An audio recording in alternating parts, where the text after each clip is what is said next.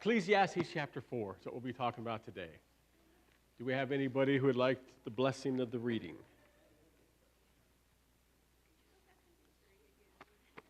Well, Brandon, and then we'll ask if you have any particular questions on 3. There are a lot of things I could have talked. Yeah, well, there are a lot of things I could have talked about. I talked to my wife afterwards, like, well, I took to the class and asked about this and this and this and this and this, but okay. Go ahead, Brandon. Again, I saw all the oppressions that are done under the sun, and behold, the tears of the oppressed, and they had no one to comfort them. On the side of their oppressors there was power, and there was no one to comfort them. And I thought the dead, who are already dead, more fortunate than the living who are still alive. But better than both is he who has not yet been, and has not seen the evil deeds that are done under the sun. And I saw that all toil and all skill and work come from a man's envy of his neighbor. It is also his vanity and striving after wind. The fool folds his hand and eats his own flesh. Better is a handful of quietness than two hands full of toil and striving after wind. Again, I saw vanity under the sun. One person who has no other, either son or brother, yet there is no end to all his toil, and his eyes are never satisfied with riches, so that he never asks, for whom am I toiling and depriving myself of pleasure? This also is vanity and unhappy business. 2 are better than one because they have a good reward for their toil. For if they fall, one will lift up his fellow. But woe to him who is alone when he falls, and has not another to lift him up. Again, if 2 lie together and keep warm, how can one keep warm alone? And though a man might rebel against one who is alone, who will withstand him? A threefold cord is not quickly broken. Better was the poor and wise youth than an old foolish king, who no longer knew how to take advice.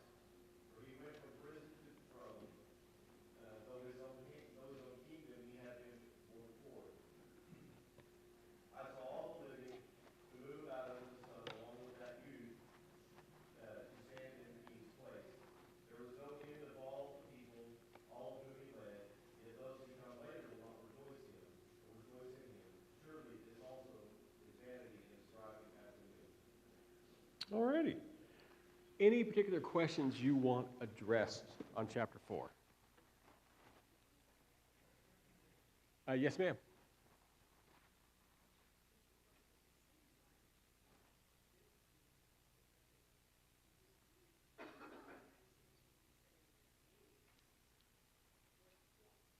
Okay.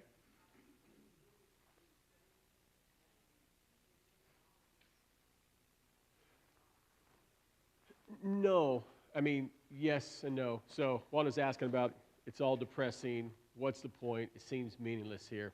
So the class is titled Living Your Life Backwards. If we live our life forward, will we look at things a certain way? And when we look at our life living forward is that we're like, okay, so I have this goal I need to accomplish. I need to make it through school. Okay, I get through school. Well, then I've got to make it my next goal, which is to get a good job.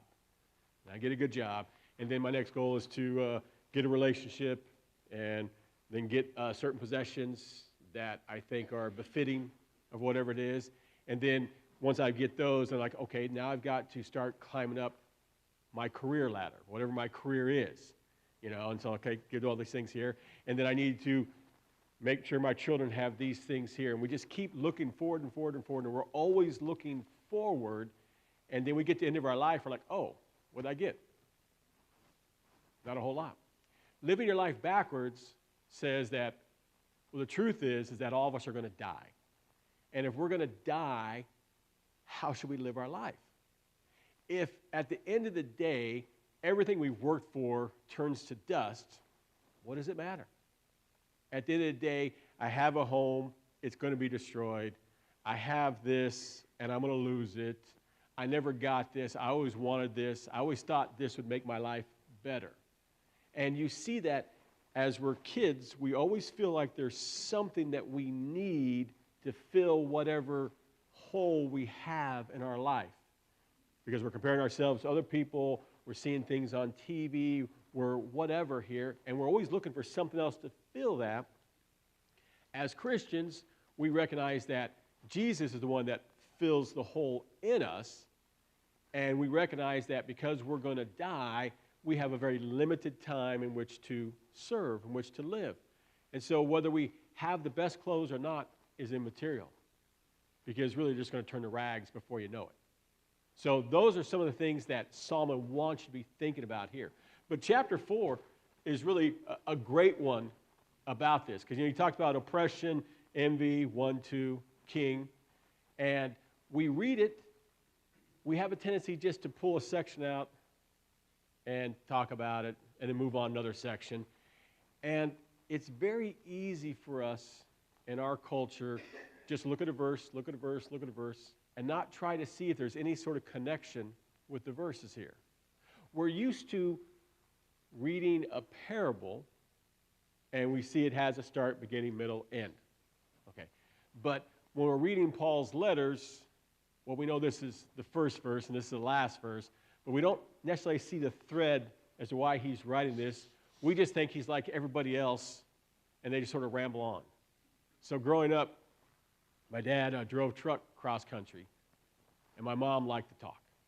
She didn't have anybody to talk to because we were moving around all the time. So I was the oldest, so she would talk to me. And she would talk, and she would talk, and she would talk, and she would talk, and she would talk, and she would talk, and she just talked. You know, to where your ears were just wore out. And it wasn't like there was one thread of the talking. It was just a randomness that defines actual randomness. It's just boom, boom, boom. And it had no connection, no thread.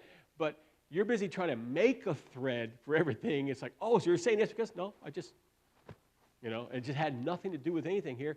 And we encounter people like that, and so we treat the Bible like that. It's just God giving us random bits of advice. By the way, make sure you wear clean underwear. Make sure you have your insurance up to date, and don't date this person. It's like, well, I guess you could make them all connect together in some sort of fashion, but really they're just bits of advice that a parent's trying to give a kid before they leave. And so we approach the Bible that way, and we see, okay, he talked about oppression, talked about envy, 1, 2, king. We're like, well, I can see the 1, 2, that makes sense. Oppression, well, that's a bad thing. I'm not sure why he talks about envy, and then the king. What's the connection here? But there is a connection for us, and God, he didn't give us these things like my mom gave information. Just as she thought of it, she spit it out and then moved on to something else. He actually has a plan. He has an order. He has a thought process, and it really is incumbent upon each and every one of us to try to discover that. And what's fantastic about God is that there just isn't one order going on here. He has levels within levels within levels within levels. You can see this level, and then you can move another one, move another one. He just has so much wisdom that we cannot exhaust the wisdom he's given us in his word here. So let's look at that first one, oppression. He says, then I looked again at all the acts of oppression which were done under the sun. And behold, I saw the tears of the oppressed, that they had no one to comfort them. And on the side of their oppressors was power, but they had no one to comfort them. So I congratulated the dead who are already dead, more than living who are still living. But better off than both of them is the one who has never existed, who has never seen the evil activity that is done under the sun. So, if we just read those 3 verses by themselves, what do you think about those verses? What are the good things? What are the bad things? What are the confusing things?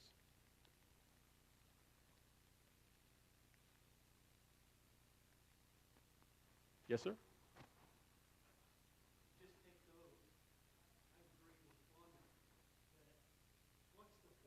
Okay. So we look at verses 1 through 3. What's the point? Because why should I try to do anything? I'm just going to be oppressed. Anybody who has siblings should understand that concept. Yes, ma'am. There's always someone that's going to be pushing you. Okay. You got oppressors. Exist. Okay. Oh, yes, ma'am?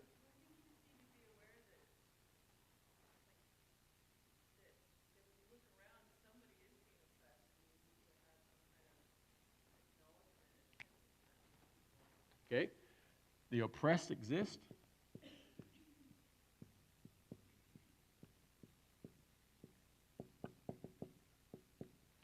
Acknowledge them.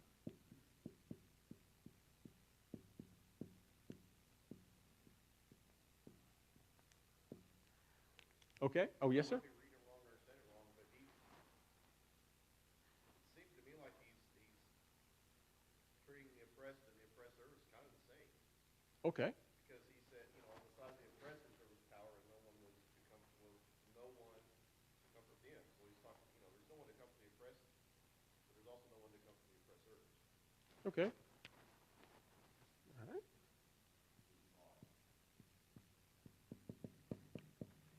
Anything else? Well, Brandon said that's odd, but it doesn't matter whether you're the oppressed or the oppressor, you have needs. Okay. They weren't being met.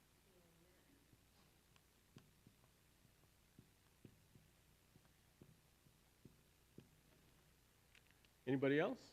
Oh, yes, ma'am? Say it louder. Human tragedy. Okay. I'm just going to write down horror because we'll talk about that. Nothing else? Oh, yes, sir. Who? It was a lady that was going to talk? Okay, excellent. Later, verse 3, it talks about better is the one who has not been and not seen the evil deeds. I can agree with that. Okay, I wonder if anybody's going to point out the not born. So, and then Wade, what did you want to say?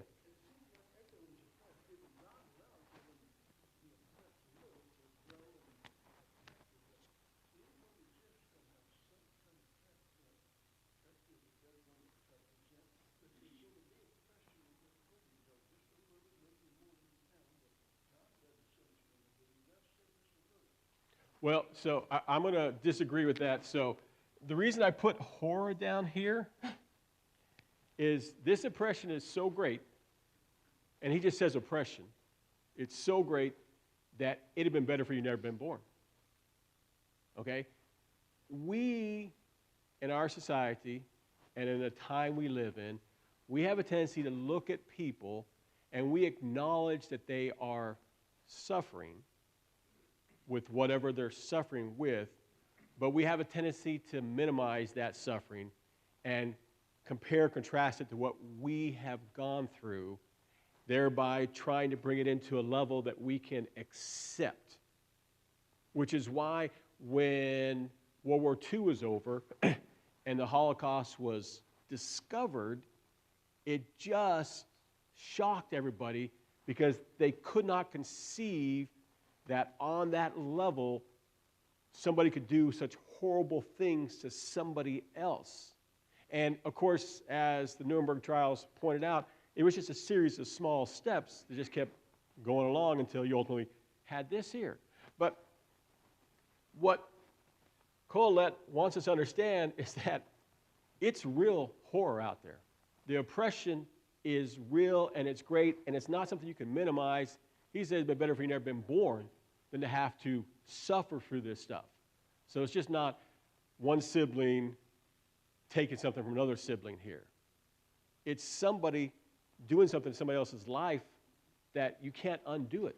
And even when, from our point of view, it's a small thing, like when we look at our children and the things that they're experiencing at the moment, we're like, well, in perspective, you know, they took your cookie. I understand you won't get that cookie back, you know, but it's not the end of the world. But in that moment, it really was the end of the world for that individual because now they don't have this, and it's never going to be replaced. While it'll be replaced, it'll never actually be replaced. Wade, do you want to say something?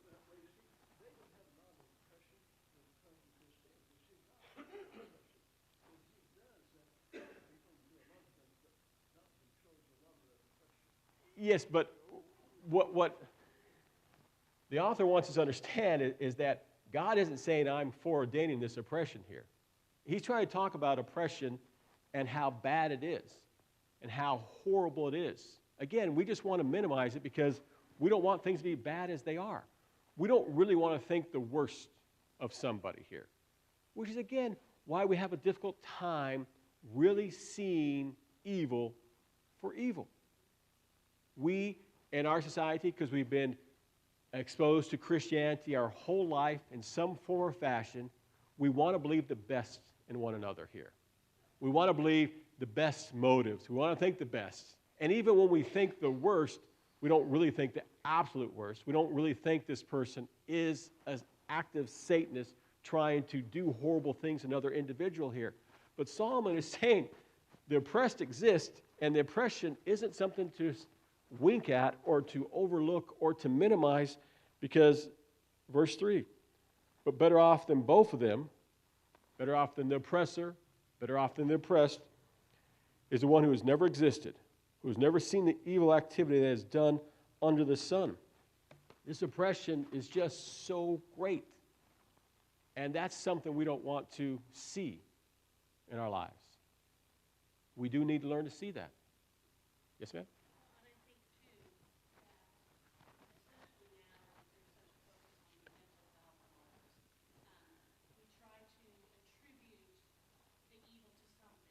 Well, they have a mental illness. Well, they, the reason that this kid shot everybody else is because his childhood, he's mentally ill. It's evil. It's the power of evil, and we can't make it less than what it is or different than what it is. It is spiritual evil. It's not because of this or that or the upbringing. I mean, some human beings are simply evil, and that's frightening because it's like Satan on earth. That's Good frightening thoughts? to us. One of the things the author wants you to see as you're reading this chapter is to think about the end of the book. And the end of the book gives us the idea, that overall point he wants to make, which is what? Yeah, fear God, keep his commandments. That's the whole of duty here. So, oppressors exist, and these are people who do not fear God.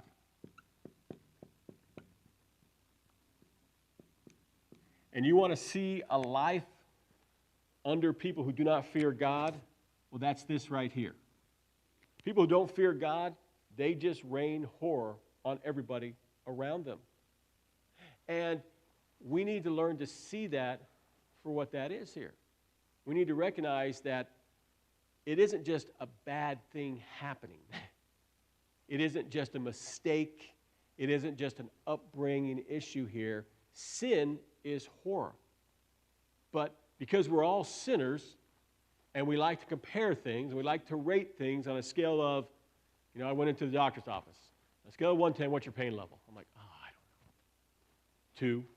And I'm thinking, as I pick 2, I'm like, well, I don't know. Should I have picked 1? Well, I guess I could have picked higher. It's like, and you have this debate with yourself. It's like, well, who cares? I don't really have this much pain, but I don't know. But we rate everything, and so we rate sins, which is why, you commit adultery. Well, you might as well just leave the church, because we're not going to do well with you, because we're just going to shun you, and we're just going to want you to suffer more because you destroyed this family, But getting drunk every time, well, maybe. And if you're somebody who practices physical violence towards your spouse, well, we don't recognize that so well, and we're more willing to ignore that, and we're overlooking the signs of this and all these sort of things here, and we just rationalize things away. But Solomon says, don't rationalize the way the oppression. It is absolute horror, because these people do not fear God. And it's so great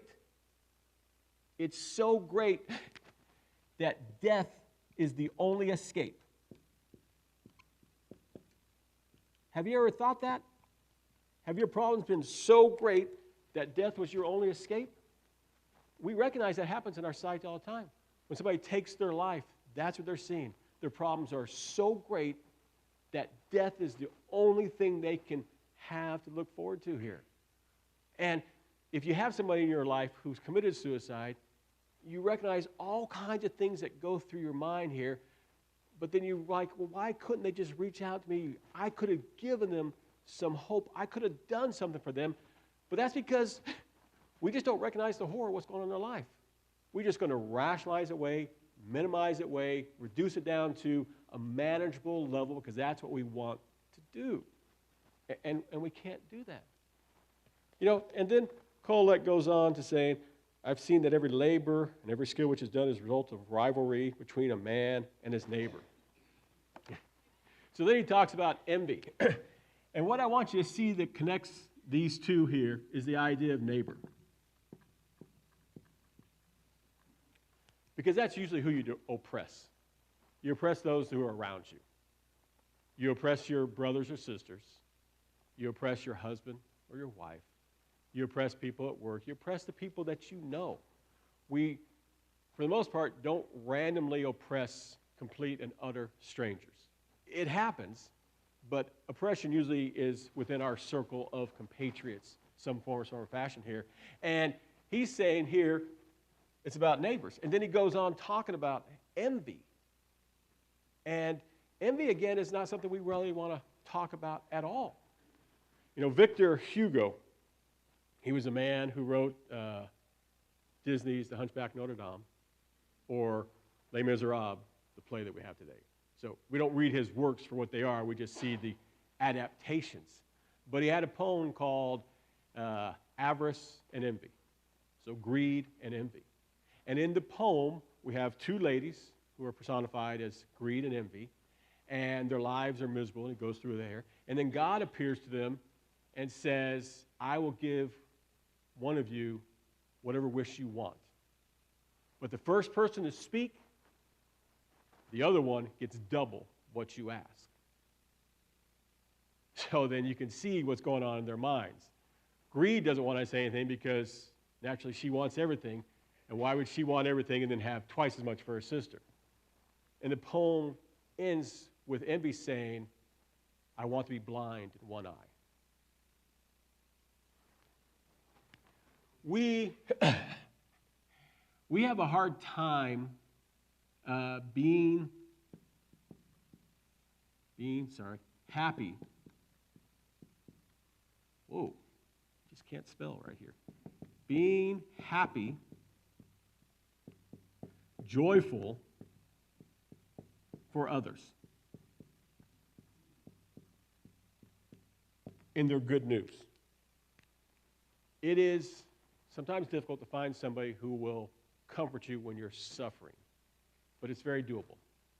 You can always find somebody who's like, yeah, I'm really sorry these bad things happened to you. But it is harder to find somebody who is genuinely happy for the good things that happen to you in your life. You got this raise, now you can buy this new car. But of course, the person you're talking to, well, they don't have that. Can they really be happy for you? Or are they going to be envious that you have what they don't have? So you look what he says here. He says, I have seen that every labor and every skill which is done is a result of rivalry between a man and his neighbor. This too is vanity and striving after the wind. So there's this competition that exists between neighbors, and because one wants what the other has, and one wants more than the other has, and we just want more and better than what other people have here, and so we just go back and forth. But it still is all about the neighbor. And you see, the solution he gives, not the solution, but he goes on saying, the fool folds his hands and consumes his own flesh. One handful of rest is better than two fistfuls of labor and striving after the wind. Which, of course, makes no sense to us because it's figure of speech, and you just read that verse like, well, I don't know what's going on with this verse here. The fool folds his hands, consumes his own flesh here, and that's really talking about laziness. Because folding your hands in Proverbs means you're not working. Consuming your own flesh is the absolute extent of your ability not to do anything, that you're just consuming your own body to still survive here. But of course, laziness is one of those things that we don't really think too much about in regards to our neighbor. So if you had to make a connection between laziness and your neighbor, how would you make that connection?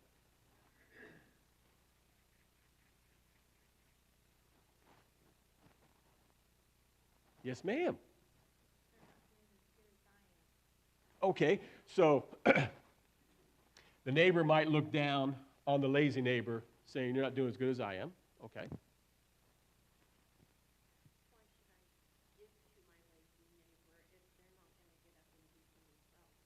Okay. Okay. So it is interesting that the two answers go from the neighbor down to the lazy neighbor here. But I want you to see from the lazy neighbor up to the other neighbor here. So laziness is just a passive, aggressive form of hating your neighbor.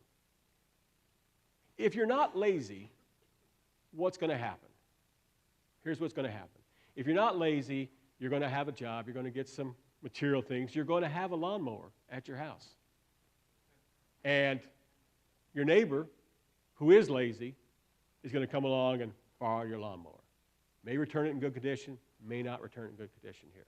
But if you're lazy, you don't have a lawnmower, and you can't give to your neighbor at all because you obviously hate your neighbor. We don't think about laziness that way. We just think about laziness in regards to ourselves. Did you see this right here? It's not what you think you are that's true, but what you think you are. Did anybody pay attention to that? Yes? You didn't get it? No. Tabitha, can you get it? I gave you the clue this morning.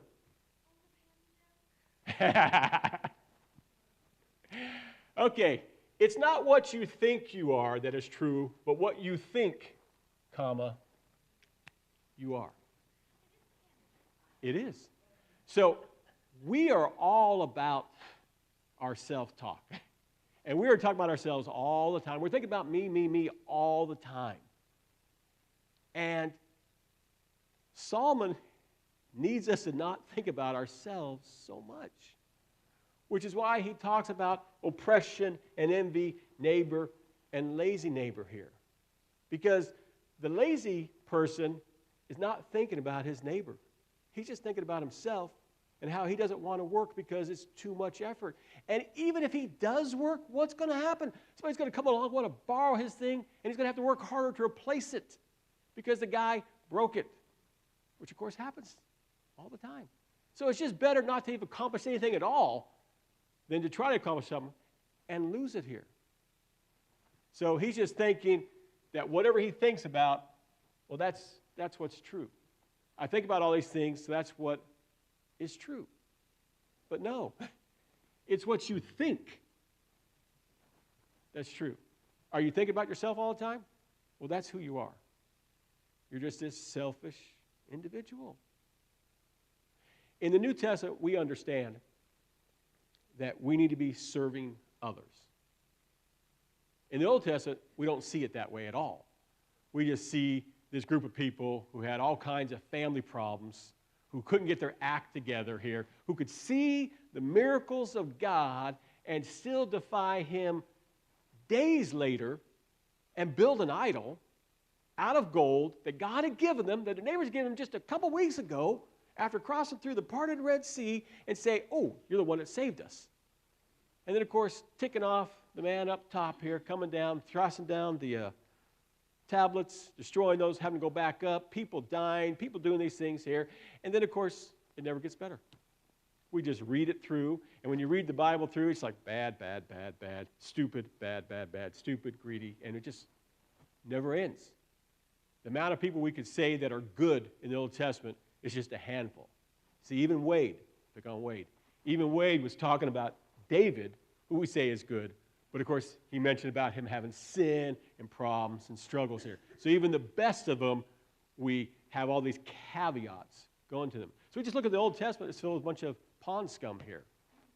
But that's not the way God wants us to look. He wants us to think about others. If we think about others, we're going to be better. We're going to be different. People oppress one another because they only think about themselves.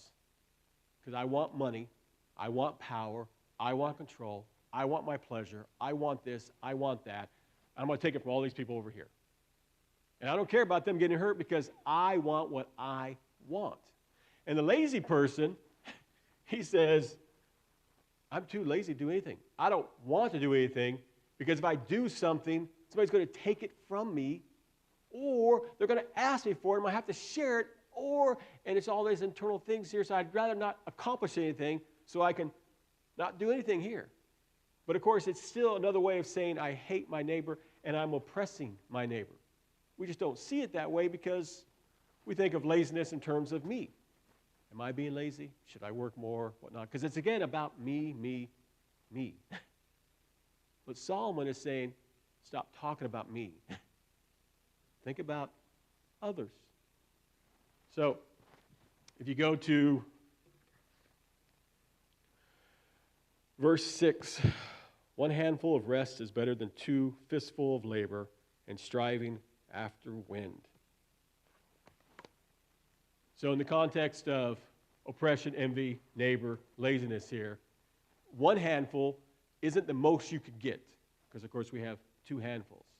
But if you get 1 handful, if you do this amount of work and you have a certain amount of rest, if you have a certain amount of happiness, a certain amount of joy, your life will be better. Because you have some and you can share with those who don't, and you have some, you can take care of your basic needs, and then you can have rest. You can have peace.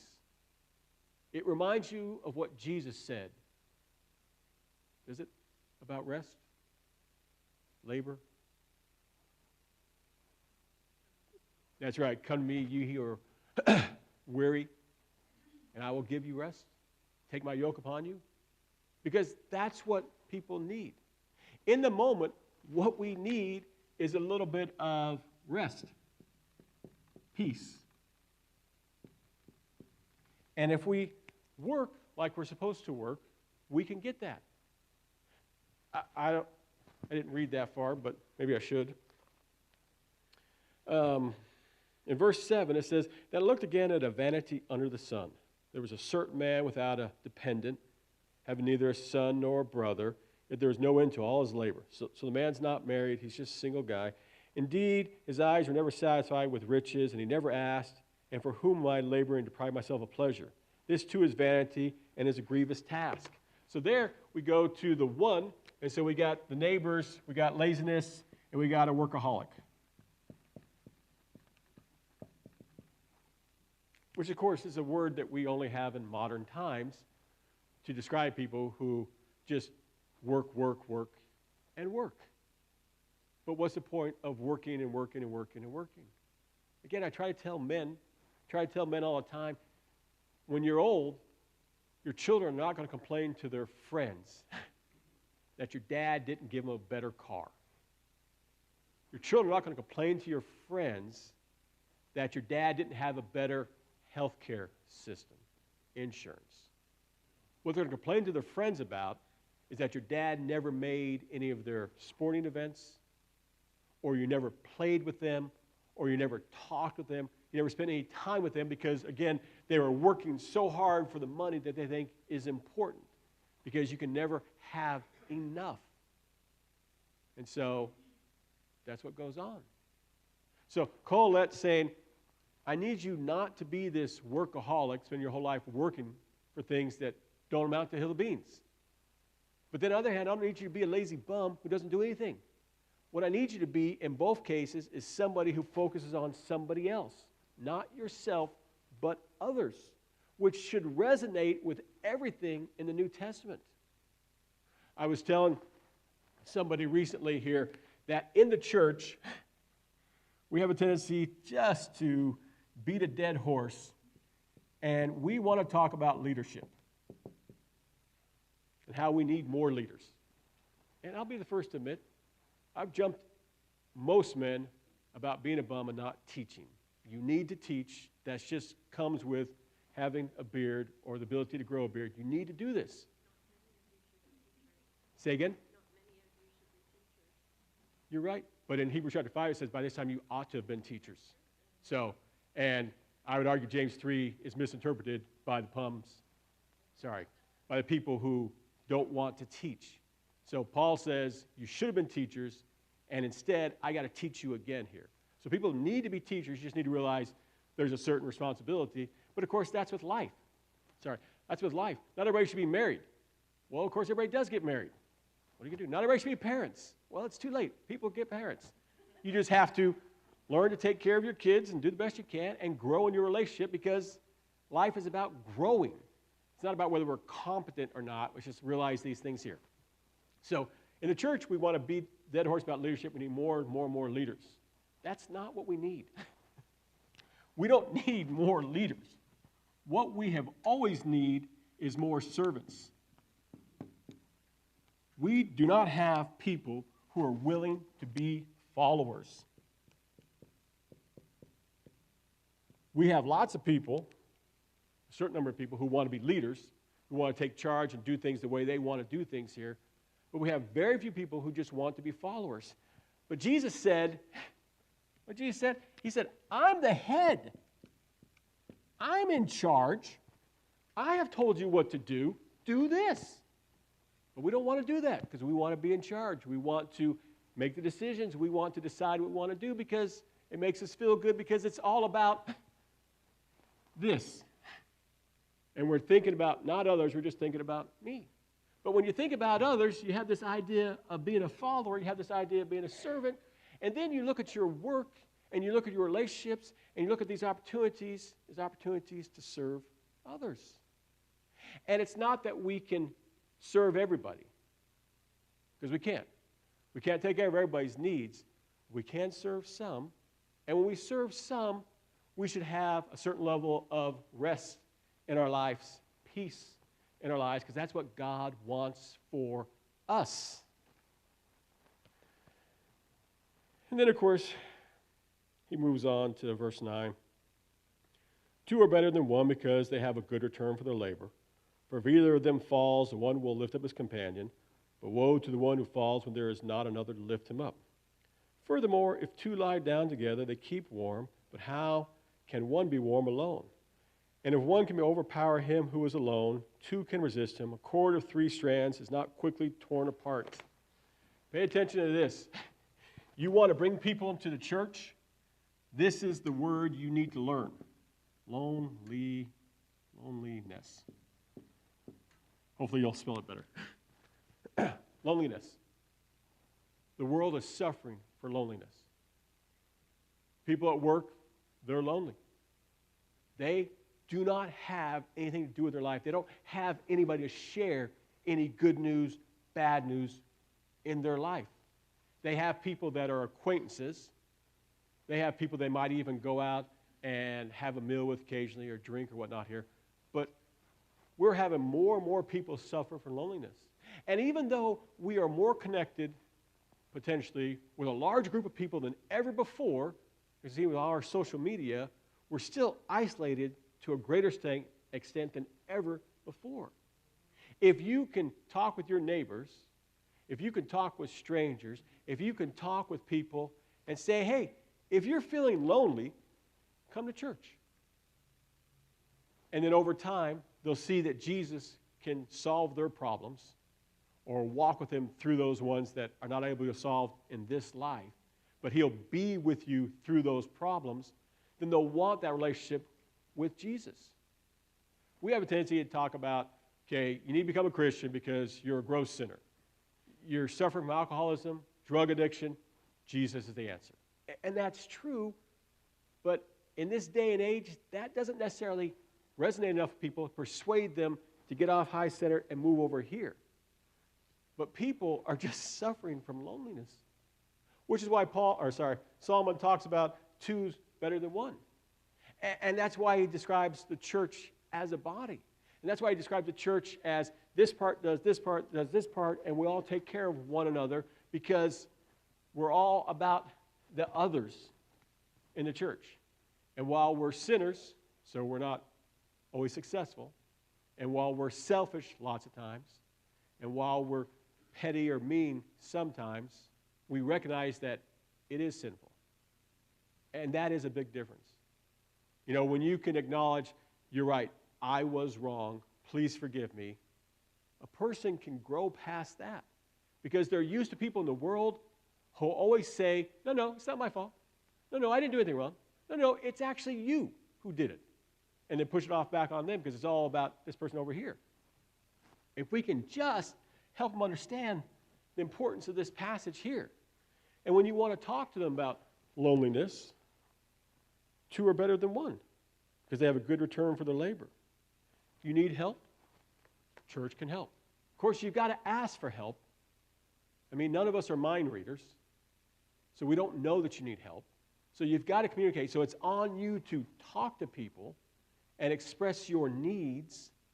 But if you express your needs, then people want to help because the church isn't filled with lazy people.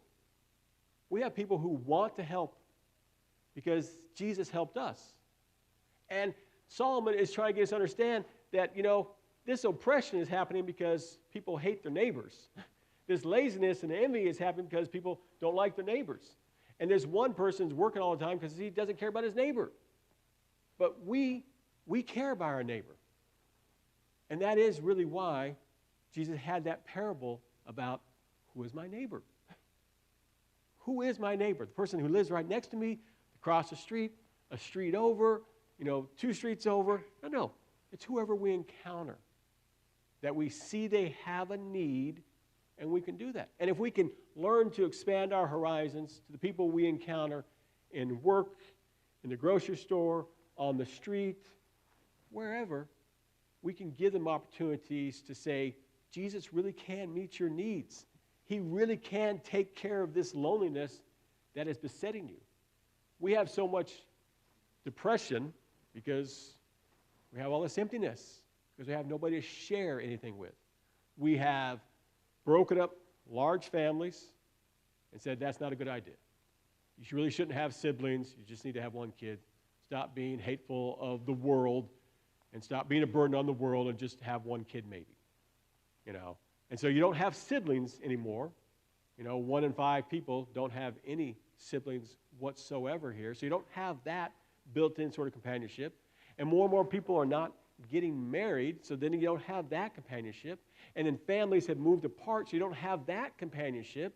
And so all you have are what you see on TV or social media or whatever and saying, oh, I want that. They seem happy. Of course, that's all a lie.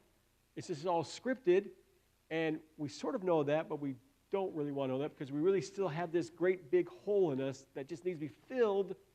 And if we could just point out to the people, listen, the person we follow, Jesus, he can fill that hole. And he wants me to help you. And I do the work that I do so I can help other people here.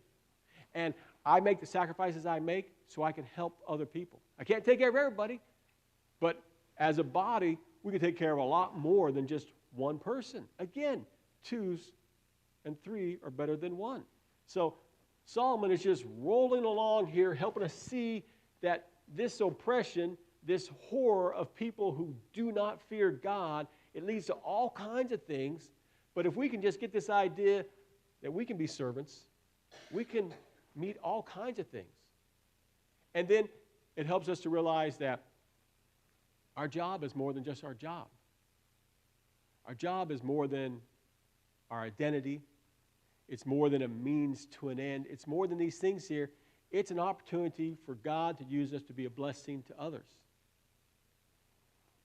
And then it's okay for us to go to work because we're doing it for other people, not for ourselves. We're doing it for our family. We're doing it for this. We're doing it for that. And we can do it for other people. And then we can be happy because we're accomplishing what God wants us to accomplish. God did not create any of us to be selfish individuals who only did for ourselves. He created all of us to be like him, a loving, self-sacrificing individual who gives up of what they have, which is what God has done. He's given everything to us so we can give some things to other people here. Questions, thoughts, comments?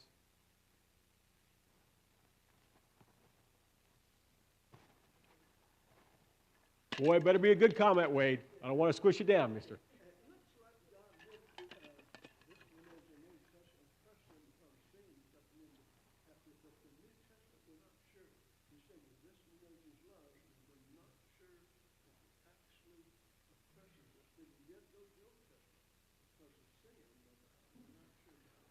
Well, I mean, we do get oppressed because of sin, and we want to recognize that a lot of the bad things that happen in our lives are because of people doing bad things.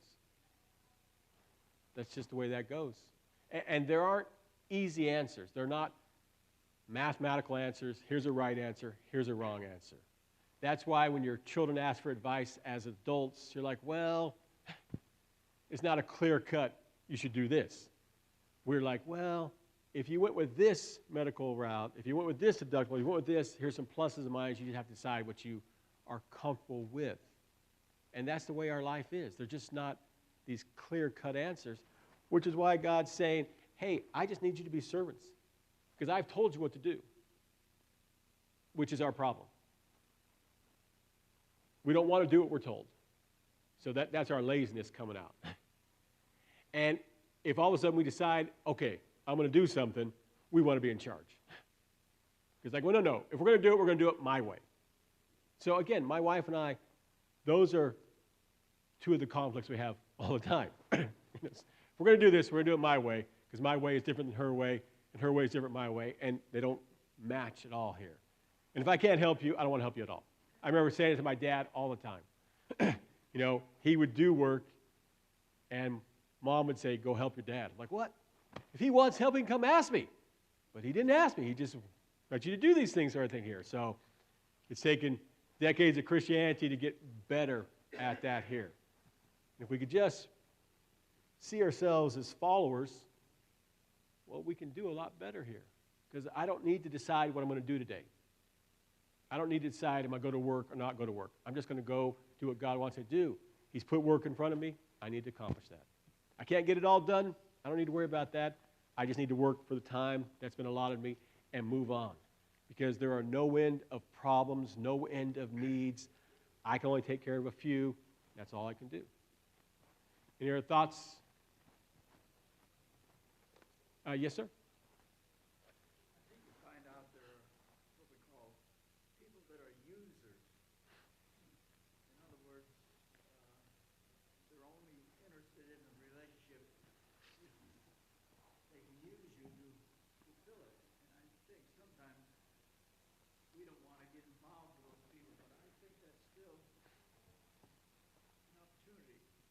Okay, maybe that person will reach, but through them you might reach someone else that's a neighbor. And so just look on the more positive side than the negative side. That hey, they're users, I want to use. Sometimes we have focused on the parable of the talents. And not only do we misunderstand talents, thinking about our gifts, but we focus on the parable of talents where God gave money to people here, and then he expected them to grow that money. And he gets upset with the one guy who didn't do anything with his money. He's like, he should have even given it to the bank, could have made some interest or whatever here. And we think that God is going to hold us accountable for what we have and if we made bad investments. So if I gave this $20 to this guy and he's scamming me, well, God's going to be upset with me because I should have known better. I shouldn't have let myself be taken advantage of. I should have figured this out here. But honestly, that's not how God works. We don't do that way with our kids. If somebody takes advantage of our kids, we don't beat up our kid and say, you shouldn't have had these things happen to you. We just let them know that there are people who do those sort of things here, and you can try to watch for these things, but you can't protect yourself for everything here. If God has given you a heart and you see a need, take care of the need. God is the one who's going to judge. God is the one who's going to decide. God is the one who's going to determine. And if there's an evil person who took advantage of your kindness, okay. I have no doubt when Jesus healed people, there were plenty of people who took advantage of Jesus. And they had no conception of doing anything for God after being healed. Case in point, the 10 lepers. Jesus healed them all. None of them ran off. Only one said, thanks. Did Jesus know that in advance? Yes, he did. Did Jesus say to the people, listen, I'm going to do this for you. You better say thanks. Did he try to prompt them? No. Did he consider whether he should do it or not do it? No. He just went up there, saw a need. He had the ability to fulfill the need, and he took care of that. In the next life, come Judgment Day, well, then it all come out in the wash, so to speak, here, and God will determine these things. But in the moment, in the here and the now, do what we can, take care of what we can here. Now, the last couple of verses of chapter 12 talk about a king. Chapter 4, thank you. A poor yet wise lad is better than an old and foolish king who no longer knows how to receive instruction. For he's come out of prison, become king, even though he is born poor in his kingdom. I have seen all the living under the sun throng to the side of the second lad who replaces him. There is no end to all the people, to all who are before them, and even the ones who will come later will not be happy with him, for this too is vanity and striving after the wind. So the second king doesn't want to take instruction. You know, it's a consistent theme throughout Ecclesiastes about your ability to receive instruction from God, which, of course, is this right here. Are we going to receive instruction, or are we just going to say, oh, it's what I think I am, it's true? It's not. It's what you think. What do you think about? When you go to bed tonight, ask yourself what you're thinking about. Are you thinking about the problems you have? Or are you thinking about the problems other people have? Are you thinking about the things you need to do for work tomorrow? Or are you thinking about the ways you can help somebody else? Are you thinking about the issues you have in your life, the things that are consuming you, or the issues somebody else has? If we can just change a little bit of what we think about, we can become more and more like Christ. And it just takes small effort here. So start trying to think more about other people and less about yourself, and then we'll be those servants, those followers of Jesus here. And if you're thinking more about others, well, then you're going to see their loneliness. You're like, oh, I should invite this person over because I just feel like I should invite them over. And if they say no, okay, you can try again. Or you reach out to somebody else. The Spirit just works in mysterious ways all the time. He just prompts us all the time.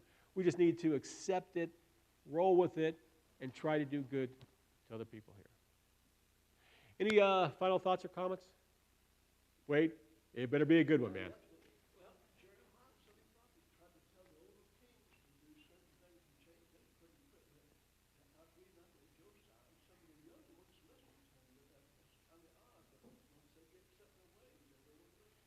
It is hard for us as we get older to still be open to change. And that is something we need to see in ourselves, that we have each got to grow. Whether you're 50, 60, or 70, 80, you still got to grow. You still got to make changes. You still have got to say, I can do better and treat this person kinder. I can do these different things here and whatnot here. Okay, yes, ma'am?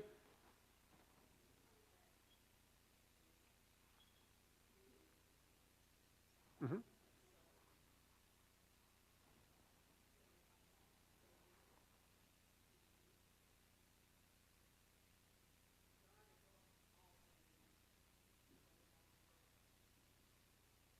Well, it might help you if you didn't use the word meaningless. I understand. And so our very first class, we talked about what a hevel meant here. And so if you use the word enigmatic, perhaps, so it's not that it has no meaning and no purpose. It's that we don't understand the purpose here. We don't understand why we are going through what we are going through. We do not understand why God allowed these things to happen to us. We don't understand why bad things happen to us. We just don't know. But God knows. That's right. And He's the one in charge here, which is why if we realize I'm going to die, then I need to live my life a certain way here, because God's the one who's watching over me, and He's going to take care of me here. And so I've just got to realize that He needs to be the focus of my life. So that's why He ends it in chapter 12 saying, you need to fear God. Not be afraid of God, but like Brandon was saying, you need to trust God. Of course, if we trust God, well, then we're just going to do not be lazy, but we're going to help our neighbors. Not sacrifice everything, because that's not what God wants us to do. He wants us to take care of our family, wants to do things that he wants us to do, but have things in balance, which is why that verse 6 said, better is one handful with some rest. So you didn't get all that you could get, but you got some, and now you have rest. If you got all that you could get, well, you wouldn't have any rest. You wouldn't have any of that peace that he wants you to have. And again, that's why he says throughout the book to take joy and happiness in today, because life is hard enough. We all recognize that. And some people have harder lives from our perspective than others, but everybody has a hard life all the time. So take what joys you can, which again, when we talked about food, we don't take joy in the food, the mere act of eating. We just see it as a means to an end. I'm going to have a meal so I can visit with people. They want to go out to this restaurant. I'm going to go out to this restaurant. I can visit with people here. You know, and God's like, well, I gave you that food. Just enjoy it. I gave you these taste buds. Just enjoy it here. Take the moment here. We're always doing things looking somewhere else as opposed to just in the moment being happy for the moment here. And we're not going to understand everything, so look at your translation. Think about enigmatic as a better idea than meaningless here. Okay, any other things? All right, so we will talk about chapter 5 next week, and maybe a little more than that. Class dismissed.